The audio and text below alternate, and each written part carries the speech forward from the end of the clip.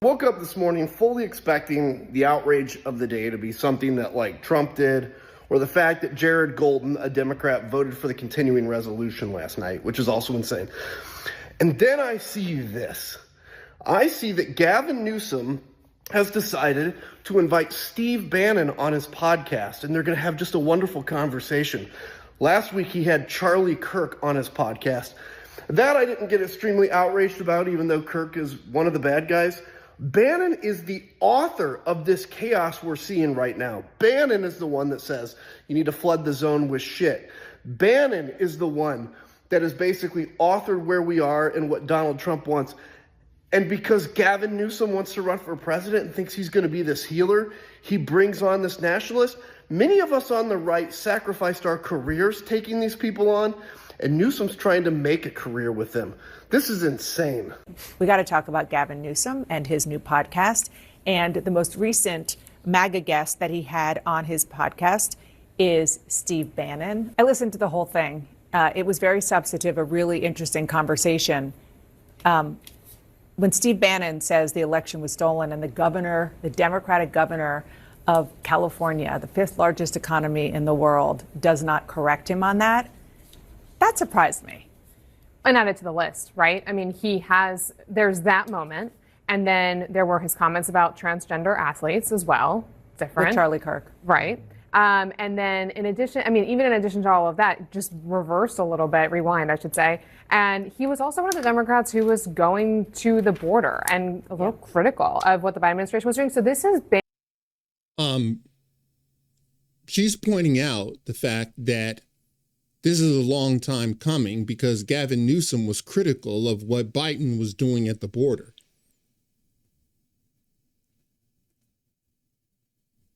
And she can't believe it, that he would actually criticize Biden's open border policy.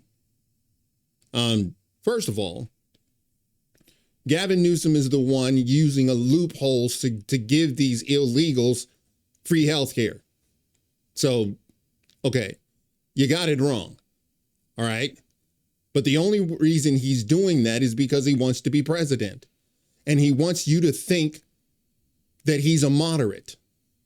That this whole Gavin Newsom thing is a grift. It's the same snake oil he puts on his hair. Okay, it's the same snake oil. He's trying to position himself as the moderate Democrat. Why? Because he knows that the Democrats have gone berserk, and he knows that most of Americans don't like it. In some time coming, but it's at a point now with characters now that we weren't expecting. I think this is a poor strategy for Gavin Newsom. I actually did think that he was one of the leaders that would come out in terms of 2028. I remember watching his annual State of the Union address in California, and he criticized Republicans, and he promoted California as an antidote to the poisonous populism of the right. Now he has a Steve Bannon on the show who's saying, you're going to get to populism. There's a long road. He gives zero pushback there. He gives zero pushback, as Sarah pointed out, to really what is a slur against Senator Warren, a sitting senator. He gives a platform and normalizes, in my view, an election denier and someone who is the person who is behind Project 2025. And I believe that, if you are going to be a public servant, you better be unapologetically authentic, because voters can sniff out inauthenticity in a second. This is one instance where I have to agree with Sunny Austin, because she is absolutely right. They can sniff out inauthenticity in a second. And this is what's happening right now. Okay? The left has come to the conclusion, due to Trump's enormous win last year, that we just have to get a podcast going. We just need a podcast. If we can get a podcast going, they'll vote for us next time. What we really need is a guy that'll, wear his hat backwards. We need to look more, like the normal guy. We need to cuss more. That's what the American people are really responding to. It's like, what are you talking about? And they think that this podcast thing is the reason they lost. It's not. It's not because of Joe Rogan or Candace Owens or any of these other people who have podcasts. It has nothing to do with it. It has to do with your insane policies. Men can't get pregnant. And you heard CNN, you heard her say, well, no, he said about the transgender in sports. I can't believe that.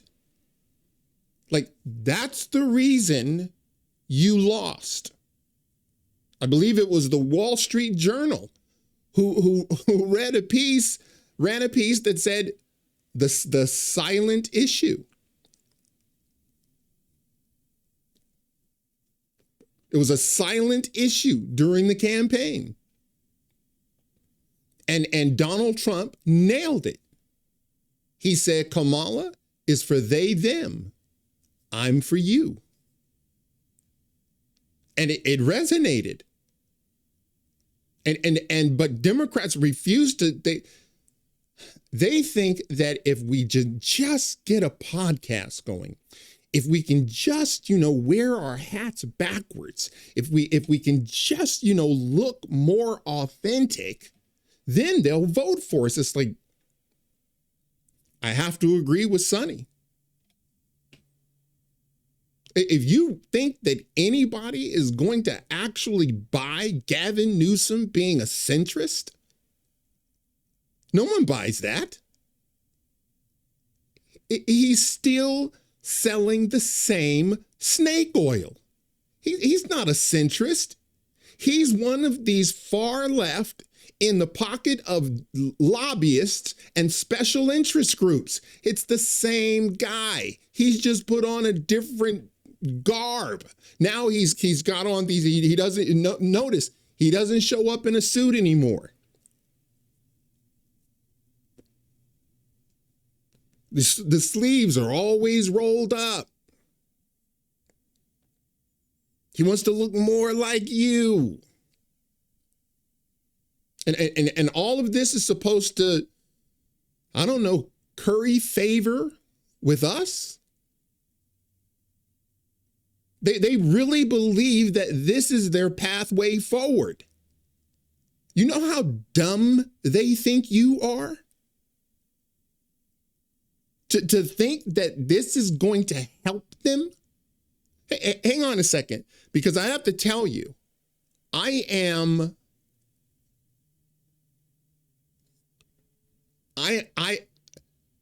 first of all, I had to go through this nonsense with the Daily Wire and trying to get a pardon for Derek Chauvin, and which bugs me, really, really bugs me. But I gotta tell you, this bugs me too. Steve Bannon showing up on his podcast.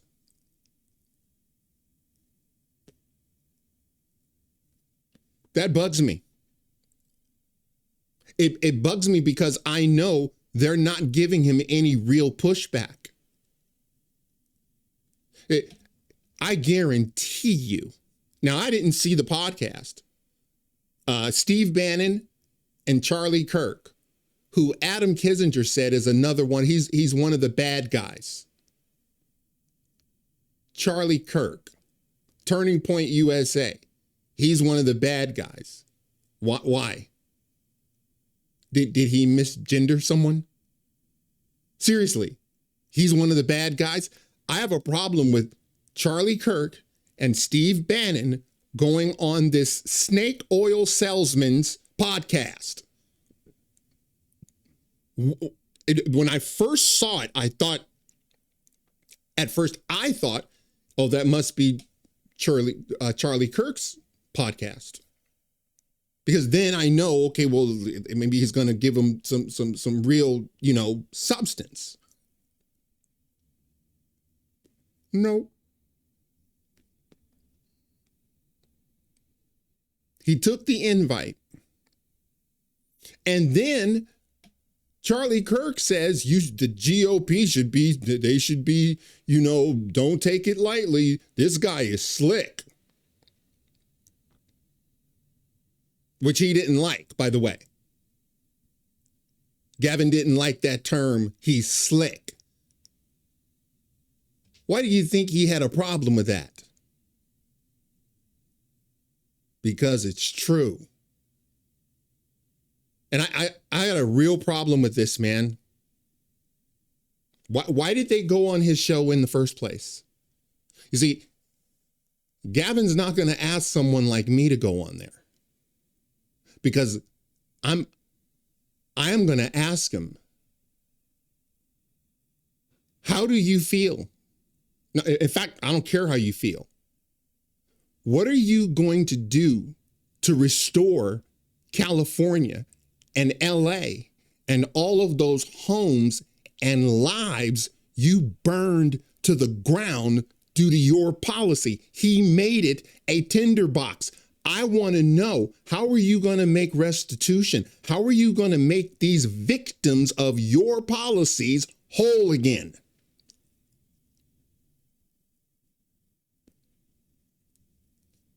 Don't give me this crap that he's a centrist. It's snake oil. I am perplexed about this. He didn't care that he burned down LA. Palos Verdes, he didn't care about that. He didn't care that he burned down Malibu. And so now I'm supposed to believe he's a centrist? Because he said some words? He's the same guy that's giving illegals free health care. Did they ask him about that? Again, I don't know. I didn't listen. You can't talk to me about it. Even if I had a 20 million subscribers, I would never be invited on. Because I want to know, why did you take $50 million to Trump-proof your state? And I already know what he'll say. You see, this kind of stuff drives me bananas. He was, you know what? You're right. It was wrong. Okay, well, are you going to give it back? Are you going to claw that money back? Are you going to give it to the victims of your policy? What are you going to do about it? And my guess is, you know what? That's a really good idea. Maybe I'll look into that. Maybe. These people, I am so disappointed in Steve Bannon and Charlie Kirk. I cannot tell you. That bugs me, man. You guys tell me, maybe I'm making too much of it. I mean, it's possible. I just have a viscerous, when I see Gavin Newsom, it makes my skin crawl. And I could be I'm just like overly sensitive about it. It's just I know, see that smile on his face there as he's talking to Steve Bannon? That's fake. It's all performative. That I am going down to the belly of the beast and I'm going to platform the most right wing on the planet.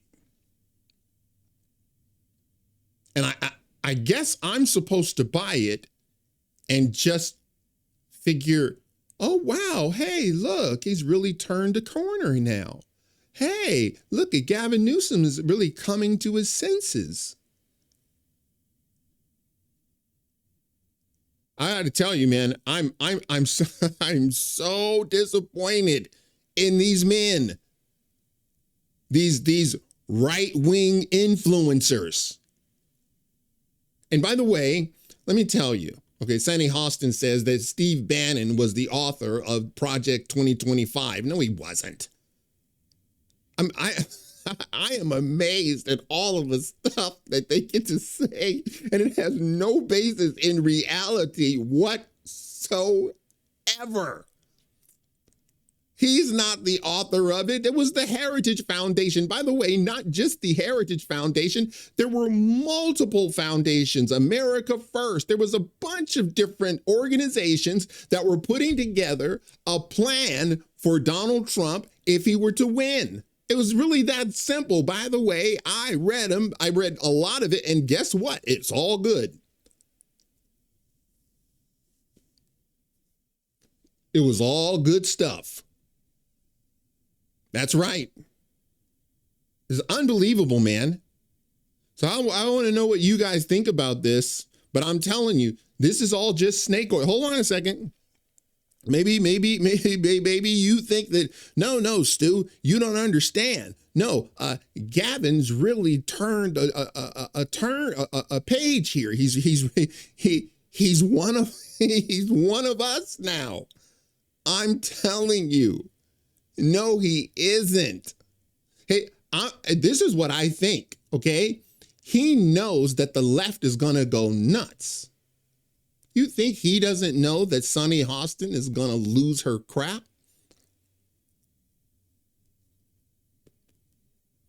You think that came as a surprise to Gavin?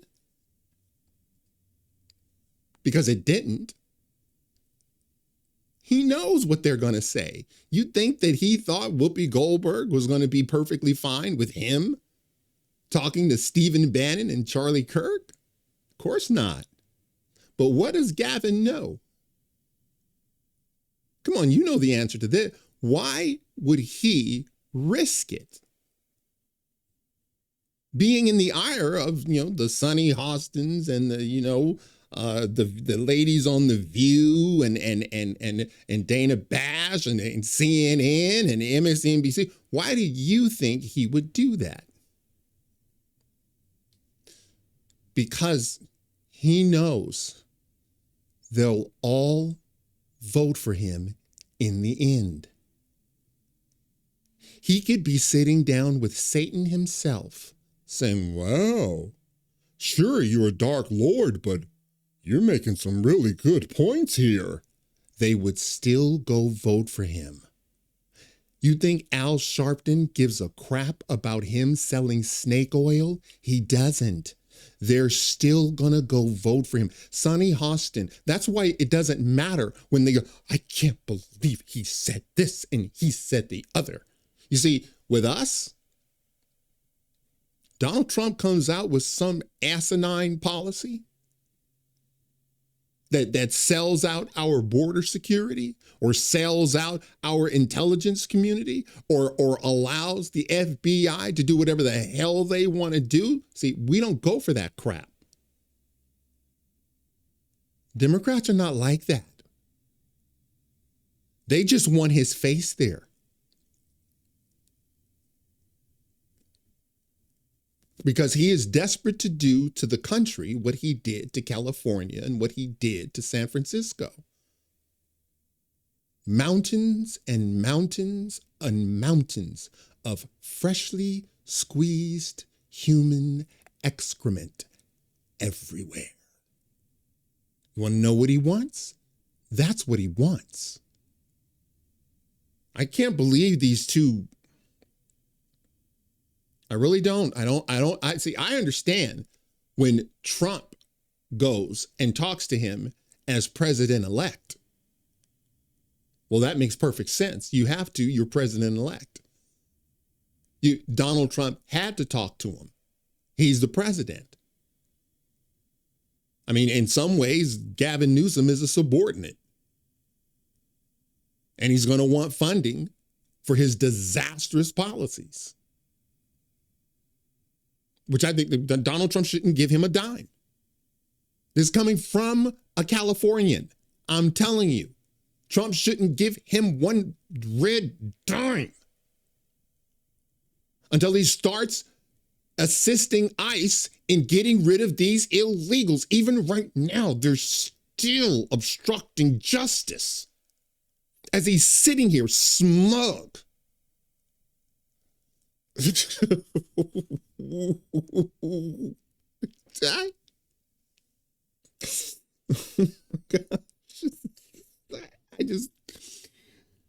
This guy makes my skin crawl. I remember Bill Clinton. He too was slick. Trust me, Bill Clinton was slick, but he didn't have that little, that just I am California smirk. Man, this really bugs me. This just really, really bugs me. Take a look at this, okay? Because I'm telling you, they really believe that you are dumb. From the Daily Mail, Michelle Obama's podcast draws embarrassingly low numbers in first week. You don't say. This is Michelle Obama's brand new podcast has drawn low views and subscribers in the first few days. The former First Lady's podcast with her brother Craig Robinson, titled IMO, premiered on Wednesday. According to the YouTube page, she has managed to obtain only 19,000 subscribers. That's more than me. Yeah, well, I can say that's more than me. What? She's got more influence than me. I'll tell you that. She got more subscribers than me in one day. But I'm nobody. Nobody knows me. Everybody knows her. Remember when Brett Cooper started her podcast on YouTube? She's like millions of views, millions of subscribers, by the way, and hundred thousands, like 700,000 views on a long form content. Same thing with Candace Owens. According to her YouTube page, she has managed, the 19,000 subscribers. As well as the subscribers count, her videos have also gathered little views, with her first podcast clocking in the most with just 50,000 views. I'm going to tell you, it's more than me. What? More than me.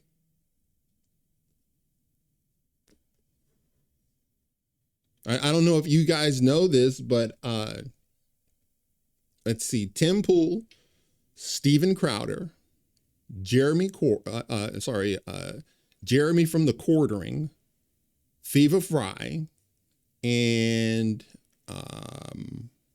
there's one other person that I'm missing. They're all doing all of their live content exclusively on Rumble.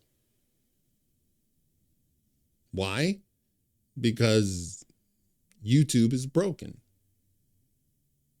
I've told you guys this before, but I was putting out shorts and all of a sudden my channel just started exploding.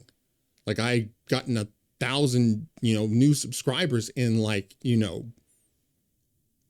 don't know, like 2 weeks. And then I got an email. The email said, "Congratulations. Your channel is really growing." And I knew when I got the email, they're going to make sure that it doesn't. Right after that, right after I got the congratulatory email from YouTube about my channel growing, all of the views went in the tank. Instead of getting 10, 15, 20,000 views on my shorts, all of a sudden I was getting 16, 25, 30 views. Every now and again, it would break 100. And I'm sure when it breaks 100, they don't like that. And so they dial it back. YouTube's broken. That's why, Steve, so I think I mentioned Steven Crowder. There's a ton of them that said, we're done. Because none of those channels are growing, and it's by design. Because YouTube hates content like this. They can't stand it. They got a bunch of leftist wackos running it into the ground, by the way. So sure, she's got, 50,000 views. That would be a lot for this channel. That would be holy cow. But for her, that's embarrassing.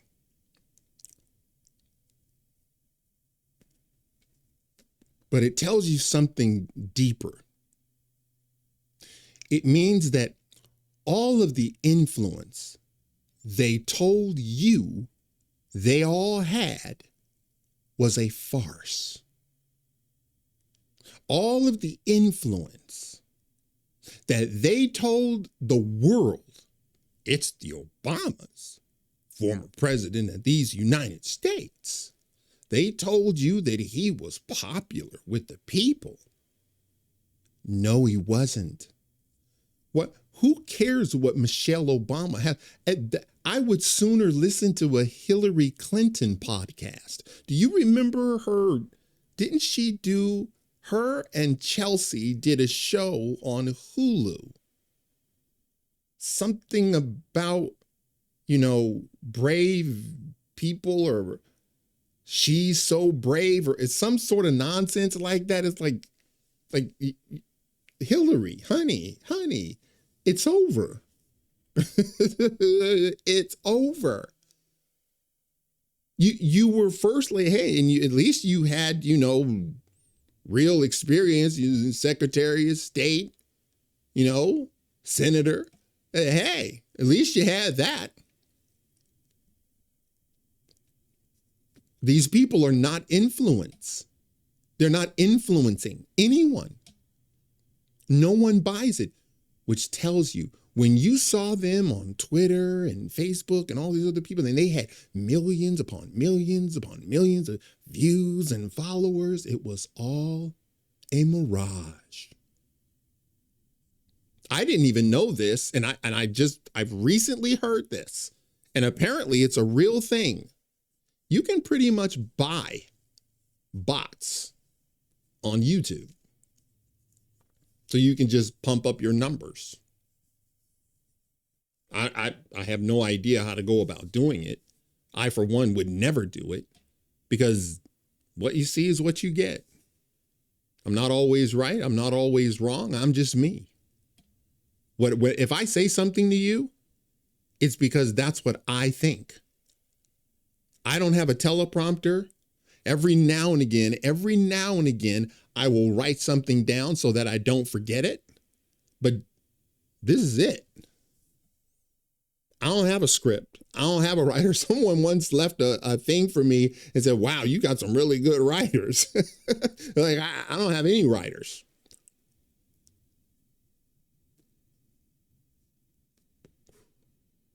This is, I'm telling you, these people are not influencing anything. And so here, look at this. Other podcasts, which have been on the internet for much longer, like Call Her Daddy, has over 1 million subscribers on YouTube. And Joe Rogan, the Joe Rogan Experience, boasts 19.5 million on his site alone. 19. He's close to 20 million. Okay? They think that, well, we just need, if we can get a podcast, we can get our voters back. No, you can't. Once again, it's your policies. They suck. But instead of admitting, wow, our policies suck, they just double, triple, quadruple down on bad policy. They do it constantly. It's remarkable. And so she thought, I'll just go out there, I'll make a podcast. with her brother, which is really like, who cares? Imagine if George W. Bush did a podcast with Jeb.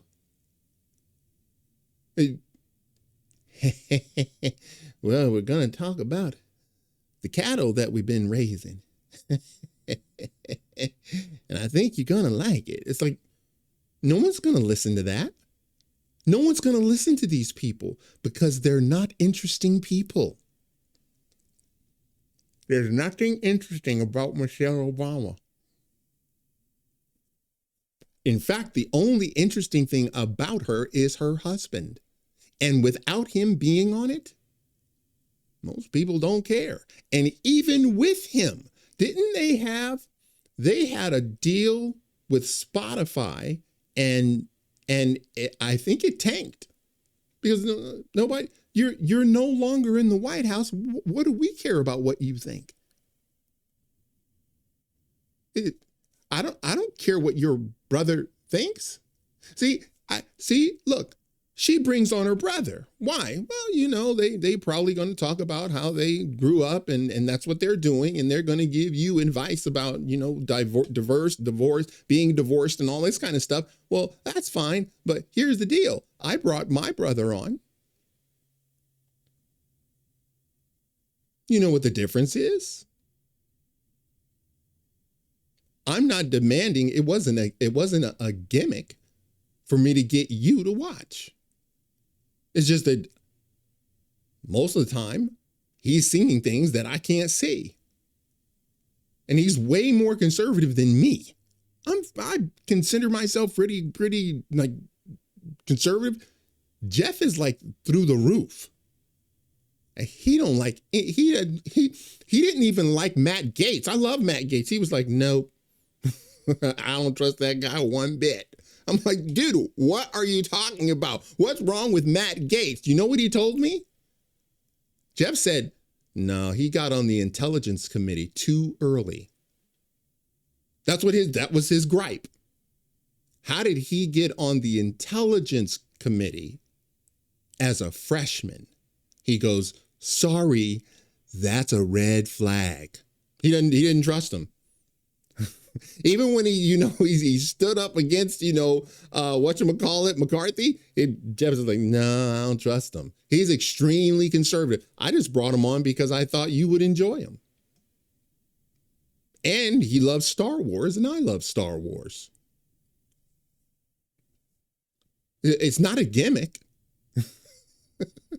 I'm not using him as a gimmick. I don't care what Michelle's brother thinks about anything. Much less divorce. What does he have a PhD? Is he a behavioral scientist? What do I care? So I don't know, man. Rogan had signed a deal to see that, okay, well, he's got, he gets 11 million listeners per episode. And that's why they're doing it. They think that is their road to success because he gets 11 million listeners per episode. And they still don't get. Joe Rogan wasn't a politician. He's not pushing an agenda. He just finds interesting people and he sits down and they have a long 3-hour-long conversation about whatever comes up. Democrats can't do that. You think Kamala Harris can do that? You think Joe Biden can do that? Trump did it for 3 hours. J.D. Vance, the same thing. You want to talk? All right, let's talk. Because when you're authentic, what do I care? I don't need notes. If you invite me on your show, I'll come, but I'm coming just like this though. I'm not bringing notes. And by the way, no topics are off limits. That's what bugs me about Steve Bannon. and Charlie Kirk. Because I'm wondering, were there any stipulations where you couldn't bring up certain things? Because I got to tell you, the fire is fresh on my mind. How much money do you get from the environmentalists? How much money did your campaign receive from environmentalists? From people like the ACLU? How much money do they give you? And by the way, what's the quid pro quo? What do you give them in return? By the way, you lied when you said you did a controlled burn of 500,000 acres. You only did 100. Why did you lie? What are you going to do for those people that lost their lives? By the way, those schools have been burned to the ground. What are you going to do for those children? See, my guess is he didn't have that conversation with Steve Bannon or Charlie Kirk. Why not? See that? Once again, I'm just telling you, I don't like it. I know it's a ploy. I know they're trying to get influence, and they think this is their road to success, to win an election because of what Donald Trump did. By the way, you know why he did it? Because Barron told him to do it. It wasn't Trump's idea. He said, hey, Dad, you need to go on these podcasts, man. Forget it. Stop giving MSNBC the time of day. Stop giving Dana Bash the time of day. Stop giving ABC your time. They hate you. They despise you. CBS can't stand the sight of you. Why are you giving them the time of day? Stop doing those interviews, Mr. President. Stop. Look, you want to invite him into the office, the Oval Office, and you want to talk to, all of the different press outlets? Fine. That's fine. Hey, you're president. You should do that. But stop giving, the Leslie Stalls, the people who they're going to lie, they're going to manipulate. The only way I would give the green light for him to do any interview with any of the legacy media, the only way is if you do it live. Yeah, you got to do it live. Dana Bash, you got to do it live.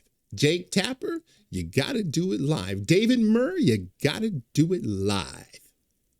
So everybody can see it. No editing, no tricks.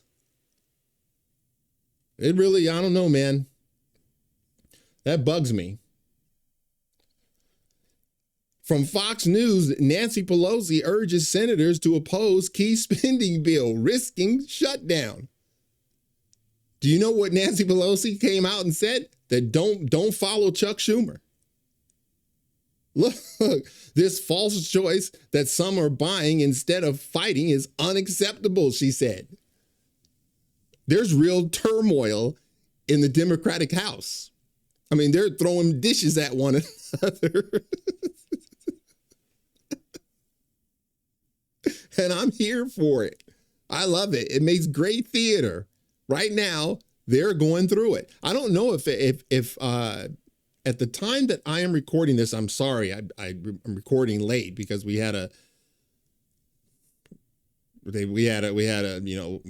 incident with the car. So, I got here late. Anyway, I don't know at the time of recording this that they haven't already passed it. But Nancy Pelosi and Chuck Schumer are not on the same page.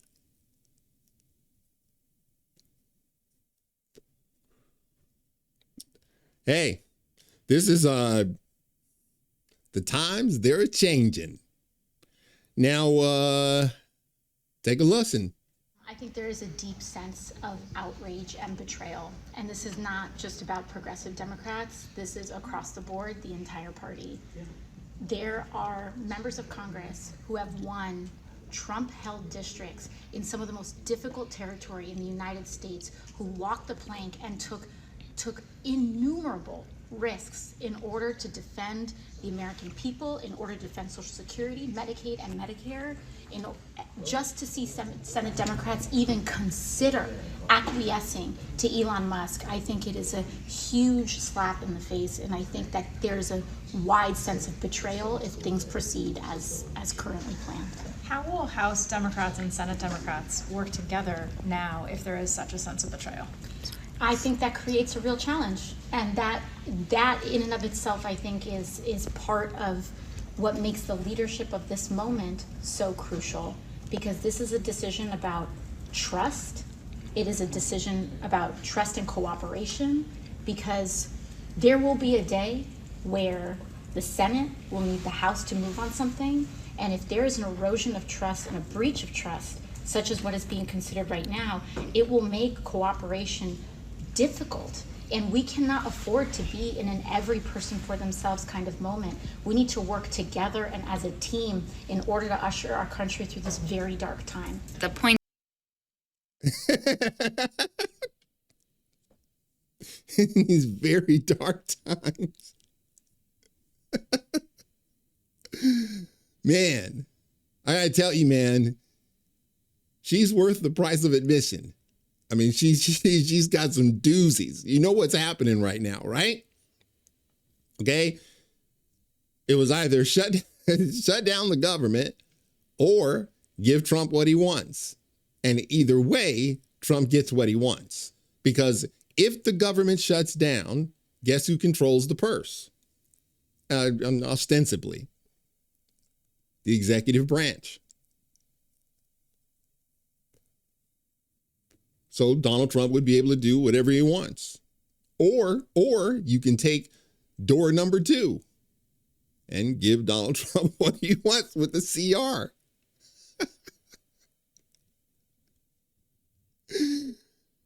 Look, Chuck Schumer, I got to tell you,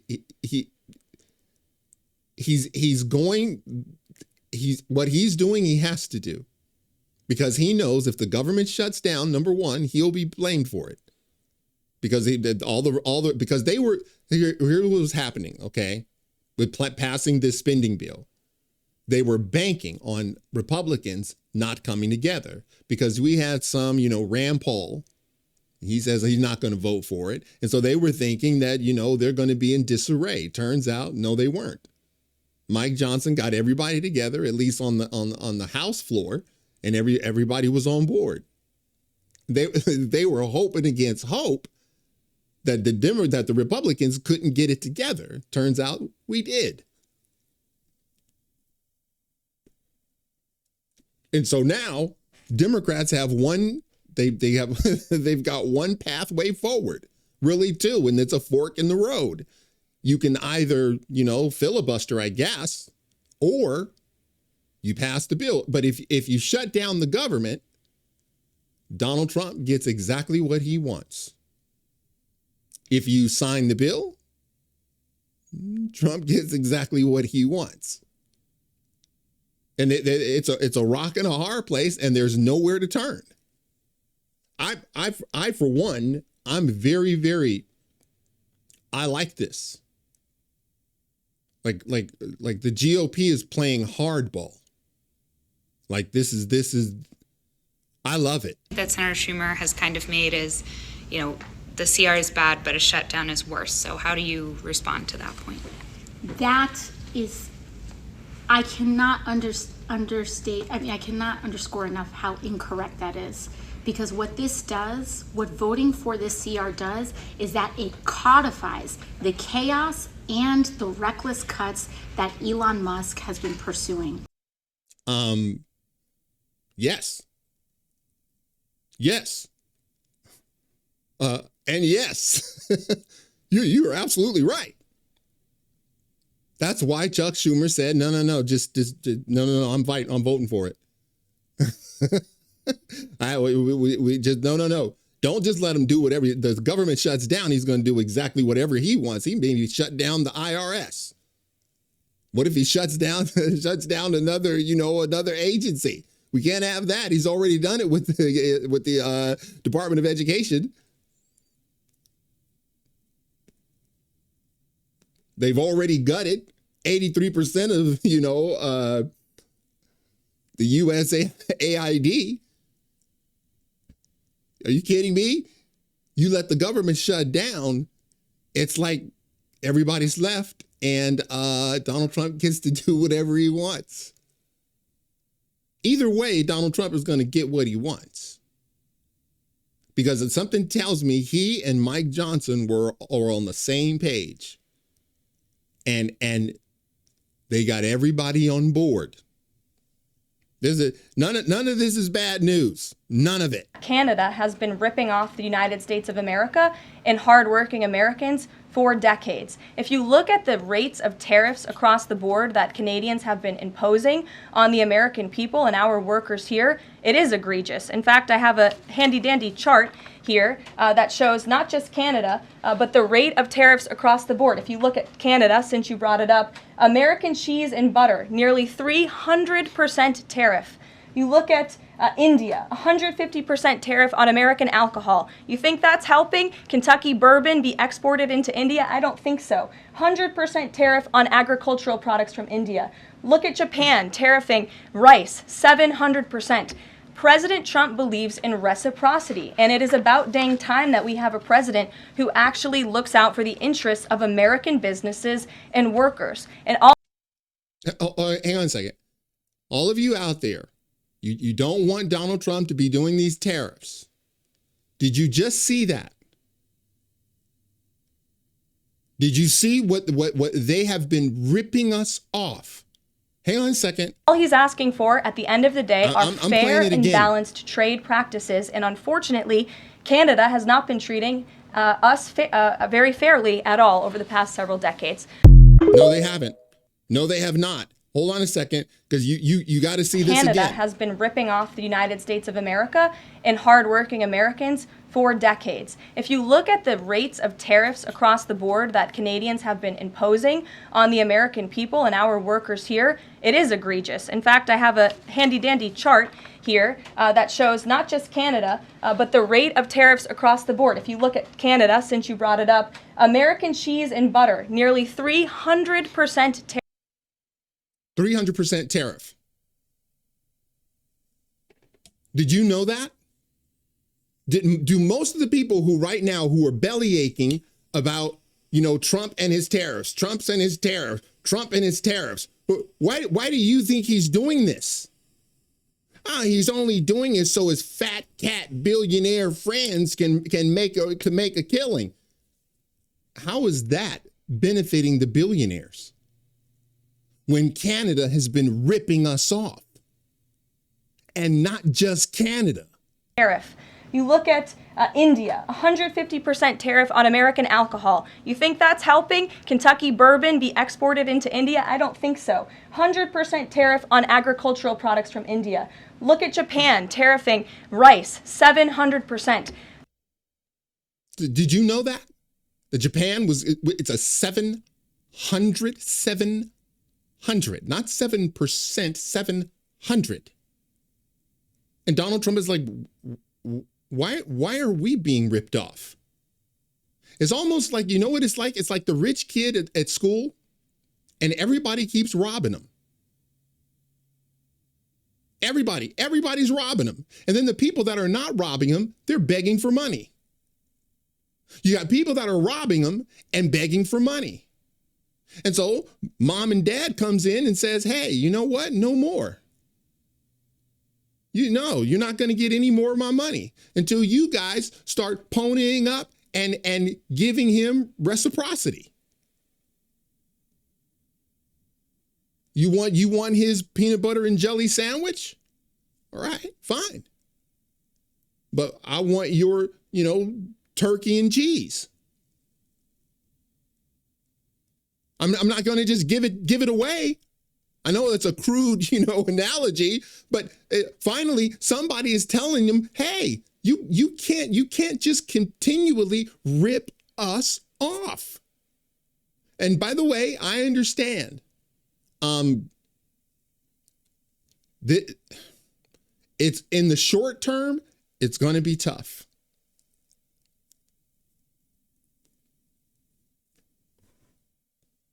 In the short term, it will be tough because they know that Americans don't like it. But we also know, hey, something's got to give. We can't go on like this. Is the Doge program targeted at these bureaucrats? Yes. And so what can you expect? Well, let's look at the Department of Education. The federal Department of Education has a budget of about $280 billion a year. Less than 25% goes to educating our students. So where does the other $220 billion go? It goes to a bureaucracy. It goes to a consultant. And that consultant then donates money back to the Democrats. And then it goes to a different consultant. And then it goes to an NGO. I mean, it is money laundering and money churning at its absolute best. And you can look at almost every single agency and you will find it. So the brilliance of Doge isn't that he's going in and cutting spending. He doesn't have the authority to do that. We're the ones that have the authority to do that. What I want him to do is come up with a report, go through agency by agency by agency, identify every single program that we should not be funding, put a number attached to it. We slap a preamble on the front of that report, and we say that every single agency is having their budget cut by X amount as shown in the attached report, and none of those programs can go forward from here on out. And this is why Democrats are losing their minds over Elon Musk. It's all about money. Not one Democrat in America voted for Elon Musk. Elon Musk is seizing the power that belongs to the American people. We are here to fight back. They're lunatics. Hold on a second. Is the Doge program just listen. targeted at these bureaucrats? Yes. And so what can you expect? Well, let's look at the Department of Education. The federal Department of Education has a budget of about $280 billion a year. Less than 25% goes to educating our students. Of the $200 billion, 25% goes to students. Where does the rest go? She just told you. So where does the other $220 billion go? It goes to a bureaucracy. It goes to a consultant. And that consultant then donates money back to the Democrats. The money goes back to Democrats. So what is that? 175 billion. It's a money laundering scheme. 25% goes to, no wonder 8th graders can't read. No wonder Democrats are screaming foul. It's a money laundering scheme. And so the last thing they want is an Elon Musk. That's why Democrats are going berserk right now, because they know the jig is up. Wait, what do you think is gonna happen? Because eventually, Elon Musk is gonna have to go before Congress. My guess is. No. He's going to have to, because this is my understanding. They're getting a report together. Waste, fraud, and abuse. And like she just said, we're going line by line. Where did $175 billion go to the Board of Education?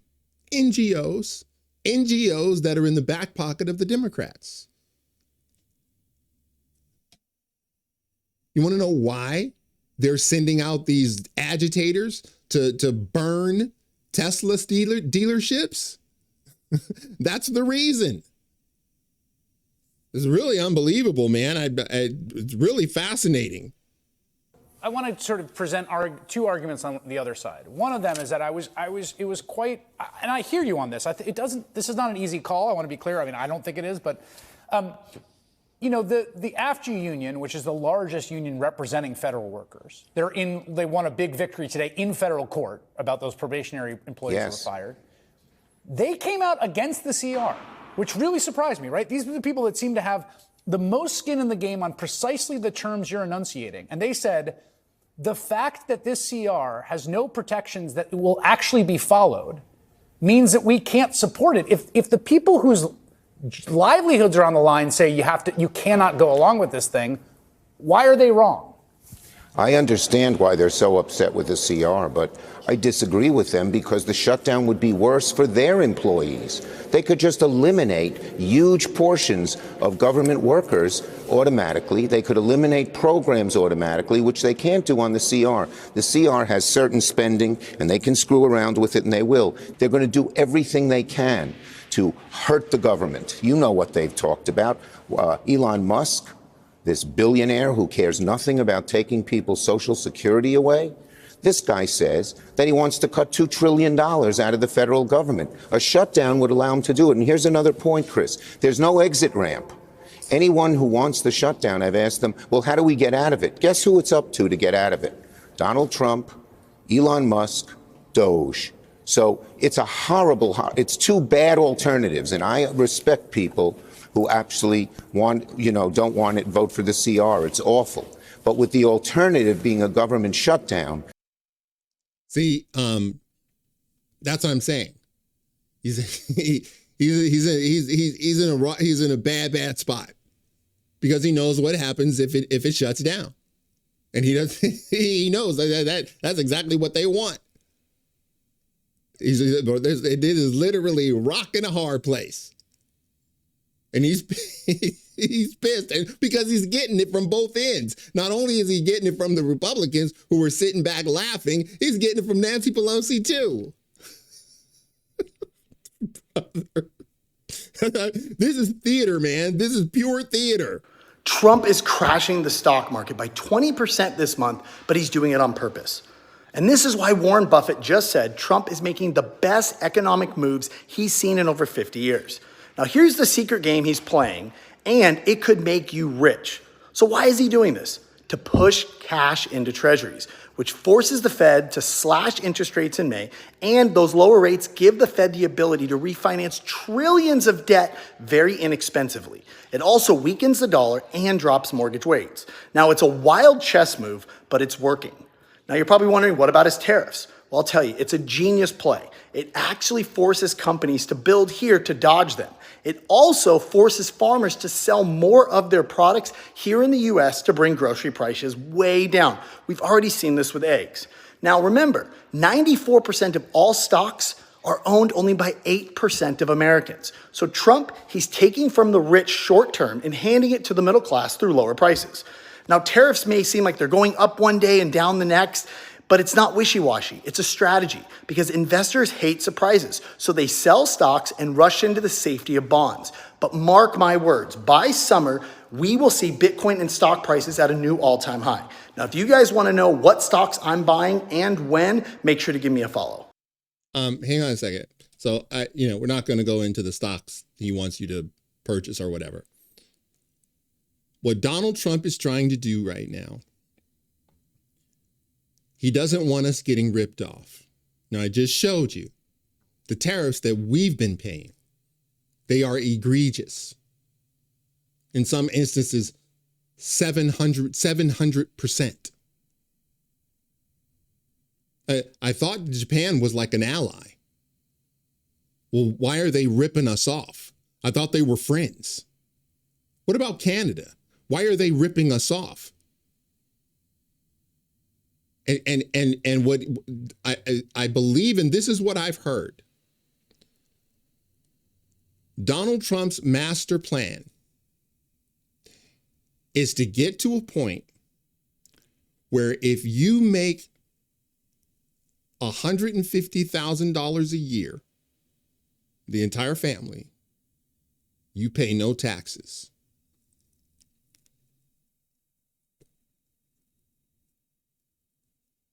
That's his ultimate play. Make us energy independent, makes us a major energy exporter. The tariffs brings manufacturing back to the States, lowering our cost. And by the way, we're not gouging the others. We're just getting a fair deal. I'm curious as to the people who are against this. That's the part I don't get. Like, you do know that we're getting ripped off. They're just gutting us. I'm telling you, that should bug you. That these countries that are supposed to be your friends, one thing when it's happening from an enemy. You know, let's say that, China is screwing us. It's like, well, they hate us. But the people that are supposed to be friends with us are ripping us off. It's one thing when an enemy is ripping you off, but your best friend is ripping you off too. They're breaking into your home, stealing your food. What the hell? So I'd love to know what you guys think about this. I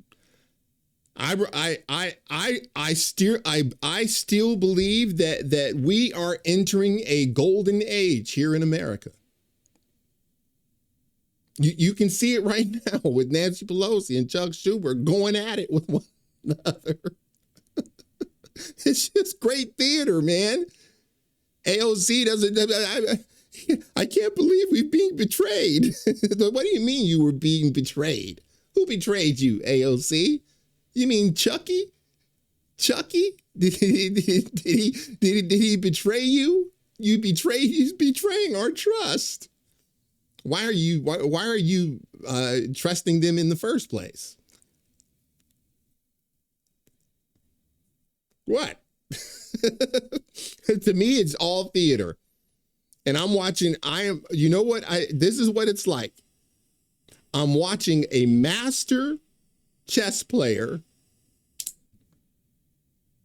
playing, because I saw once, there was like a master chess player in this huge room full of chess boards with like 25 different, players. But one expert was playing all different tables. He would just go to one, make a move. Go to the next table, make a move. Go to the next table, make a move. That's what Donald Trump is doing right now. With the help of Elon Musk and Mike Johnson and the free media, like yours truly, he's just going to chessboard to chessboard to chessboard to chessboard to chessboard to chessboard. And they're going berserk trying to keep up with him.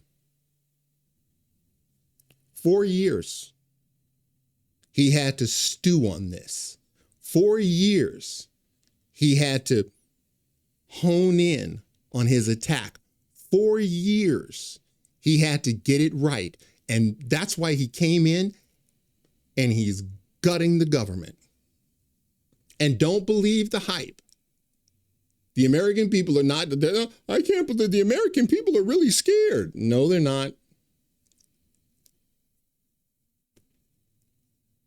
You just heard that Congresswoman tell you.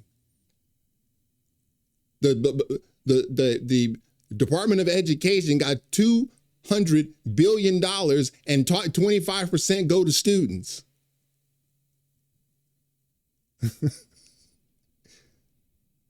The jig's up. It's all over. And the real test, and it's unfortunate, but the real test will be in the midterms.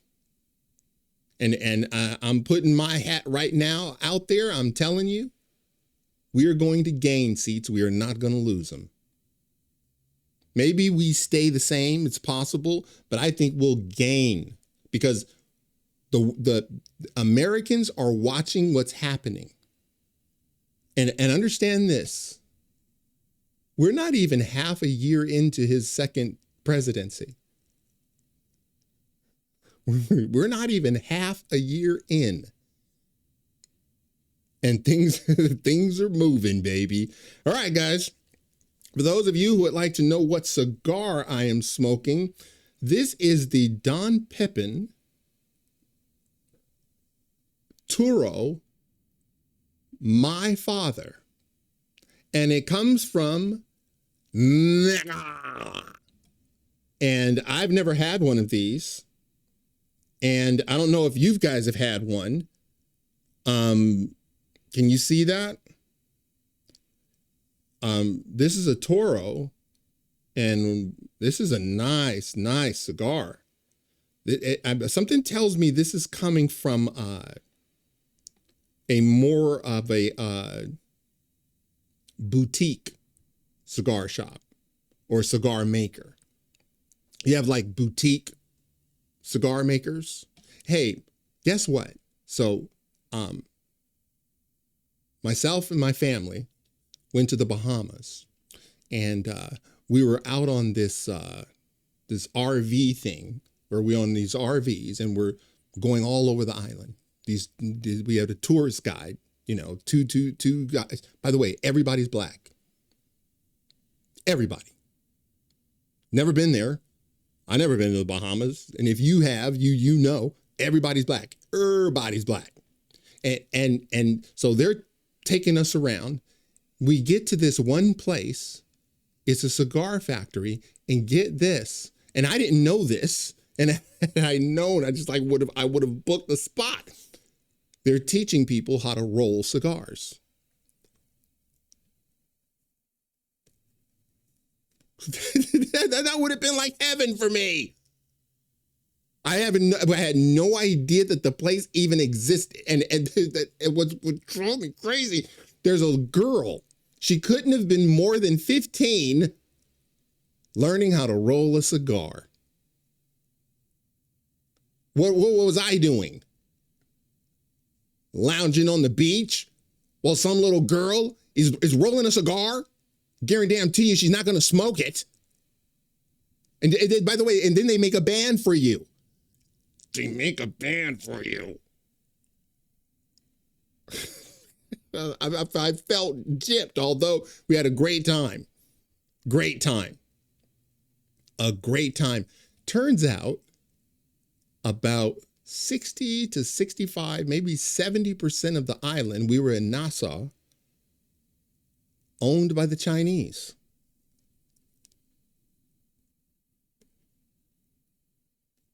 Why? Well, the government sold them out. Same thing with the Congo. The government sold out the people. China's right now in the Congo. They're reaping the benefits of all of those precious minerals, red cobalt. They did the same thing in the Bahamas. 60% of the island owned by the Chinese. How's about them apples? Anyway, that's it for now. Hey, if you like this video, smash that like button and subscribe. And if you're following me on Rumble, please press that follow button. And until the next time, God bless.